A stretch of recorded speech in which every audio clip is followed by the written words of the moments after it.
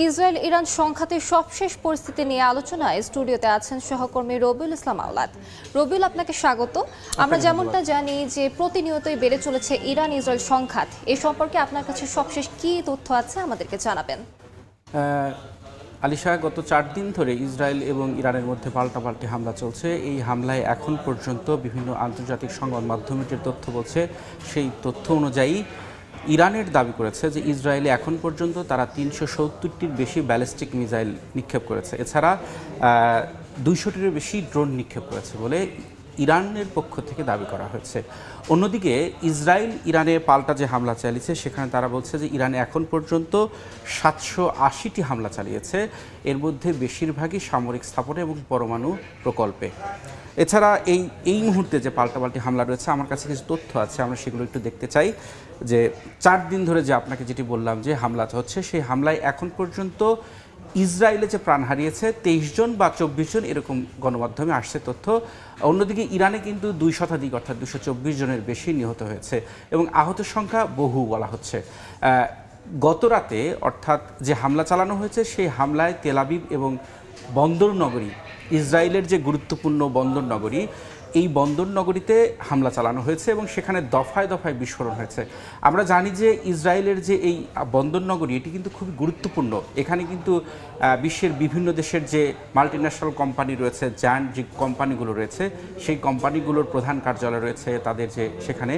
এছাড়া সেখানকার বন্দর নগরী, বন্দর রয়েছে, জ্বালানি কেন্দ্র রয়েছে, সেখানে গ্যাস সরবরাহ কেন্দ্র রয়েছে। এছাড়া সেখানে একটি পরমাণু বিদ্যুৎ কেন্দ্রের মতো একটি স্থাপনাও রয়েছে, আমরা বিভিন্ন ভিডিওতে দেখতে পাচ্ছি। আপনার সাথে রবিউল যদি যুক্ত করি, তাহলে আমি বলতে চাই যে এ পর্যন্ত তো যতগুলো সংঘাত হয়েছে, তার মধ্যে এটি সব থেকে বড় সংঘাত বলে বলছেন বিশ্লেষকরা। এটি হতে চলেছে এবং এটি কিন্তু সাধারণ যে নাগরিকরা আছেন তারা কিন্তু এতে ক্ষতির মুখে পড়তে পারেন, এমনটাই বলছেন বিশ্লেষকরা। হ্যাঁ, অবশ্যই এই যে যুদ্ধ, যে 4 দিনের যে সংঘাত, সেই সংঘাত বন্ধ হওয়ার মতো এখন পর্যন্ত কোনো আলামত নেই।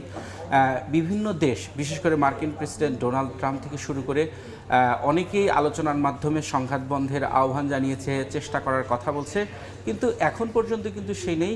এখন এই পর্যন্ত আপনি যে আগের প্রশ্ন করেছিলেন যে এই যুদ্ধের প্রভাব বা বিস্তারটা কতটুকু হতে পারে বা যুদ্ধ বন্ধের কোনো ইঙ্গিত পাওয়া যাচ্ছে কিনা, এখন পর্যন্ত আপনি যদি বলেন মোটেই না, যুদ্ধ বন্ধের এখন পর্যন্ত তাৎপর্যপূর্ণ কোনো ইঙ্গিত নেই। কারণ এরই মধ্যে দক্ষিণ চীন সাগরে যে মার্কিন রণতরী রয়েছে, সেই রণতরীও কিন্তু মধ্যপ্রাচ্যের দিকে রওনা হয়েছে। তার মানে পরিস্থিতি আরও উত্তপ্ত হয়ে উঠছে। এর মধ্যে মার্কিন প্রেসিডেন্ট ডোনাল্ড ট্রাম্প কিন্তু বলেছেন যে সর্বসম্মতিভাবে সব ধরনের পাশে থাকবে ইসরায়েলের, অর্থাৎ যুক্তরাষ্ট্র যদি ইসরায়েলের পাশে থাকে, সেই ক্ষেত্রে কিন্তু যুদ্ধের মাত্রা আরও বাড়তে পারে বলে ধারণা করা হচ্ছে। আমাদের কাছে আরও কিছু তথ্য আছে, আমরা একটু দেখে নিতে চাই। যে এই মুহূর্তে ইরানে যে 2 মোসাদ সদস্যকে গ্রেপ্তার করা হয়েছে, ইরান দাবি করেছে, এবং সামরিক সরঞ্জাম উদ্ধার করেছে। ইরানের যে নিরাপত্তা বাহিনী, সেই নিরাপত্তা বাহিনী কিন্তু বলেছে যে তাদের কাছে সেখানে ড্রোন তৈরির সরঞ্জাম ছিল। অর্থাৎ ইরানের মাটিতে ইসরায়েল একটা সামরিক তৎপরতা শুরু করেছিল নতুন ধরনের, সেইখানেই ড্রোন তৈরি করে সেখানেই হামলার একটা পরিকল্পনা করেছিল। এই যে এই যুদ্ধের কিন্তু ইরানের সবচেয়ে বড় বেকায়দায় ফেলছে কিন্তু সেই ইরানের মধ্যেই মোসাদের সদস্যরা, এবং এই সদস্য যে বাইরে থেকে এসেছে এমনটি ধারণা করা হচ্ছে না।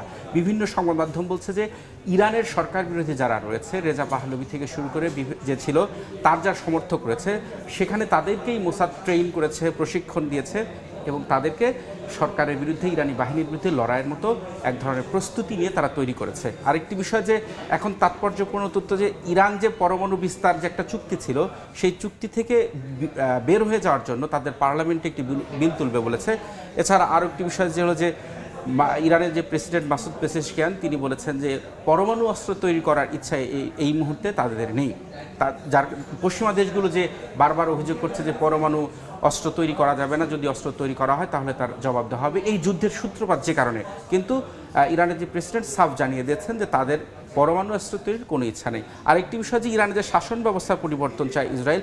আমরা জানি যে এরই মধ্যে ইরানের ভেতরে বিভিন্ন গোষ্ঠী, বিভিন্ন দল তারা সরকারের বিরুদ্ধে বিদ্রোহ ঘোষণা করেছে, এবং এটা বলা হচ্ছে যে ইসরায়েলের মদদেই তারা এই কাজগুলো করছে, এবং যার প্রেক্ষিতেই ইসরায়েলি পররাষ্ট্রমন্ত্রী বলছে সেখানে শাসন ব্যবস্থার হয়তো পরিবর্তন করার ইচ্ছা নেই, কিন্তু সেখানে ঘটে গেলে যেতেও পারে। আপনাকে অসংখ্য ধন্যবাদ। আপনাকেও ধন্যবাদ। ইরান এবং ইসরায়েলের সংঘাতকে নিয়ে তথ্য দিচ্ছিলেন সর্বশেষ আমাদেরকে রবিউল।